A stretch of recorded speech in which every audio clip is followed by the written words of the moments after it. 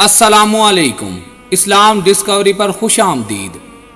मुअज़्ज़िज़ दोस्तों, इस वीडियो में हम बात करेंगे हदीस नबी सल्लल्लाहु अलैहि वसल्लम की रूह से उस झूठ के बारे में जो 3 जगह पर बोलना जायज़ और हलाल है, और उस कत्ल के बारे में जो कत्ल करना 3 जगह पर जायज़ है, जबकि इस्लाम में झूठ बोलना और नाहक किसी जान को कत्ल करने से सख्ती से मना किया गया है।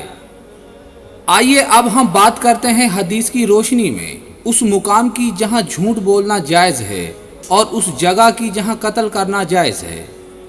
हज़रत अब्दुल्ला बिन मसूद रज़ी अल्लाह अन्हो से मनकूल है कि रसूल अल्लाह सल्लल्लाहु अलैहि वसल्लम ने फरमाया, कसम इस ज़ात की जिसके सिवा कोई माबूद नहीं, किसी मुसलमान आदमी का जो गवाही देता हो कि अल्लाह ताला के सिवा कोई माबूद नहीं और मैं अल्लाह ताला का रसूल हूँ, खून बहाना जायज़ नहीं सिवाय 3 आदमियों के, एक वो जो इस्लाम छोड़कर काफिर बन जाए और मुसलमानों की जमात छोड़ जाए, और दूसरा वो जो शादीशुदा होकर जिना करे, और तीसरा वो जो किसी जान को नाहक कत्ल करे।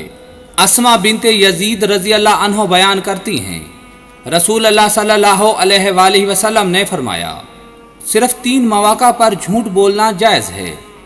आदमी का अपनी बीवी को खुश करने के लिए झूठ बोलना, लड़ाई में झूठ बोलना, और लोगों के दरमियान सुलह कराने के लिए झूठ बोलना।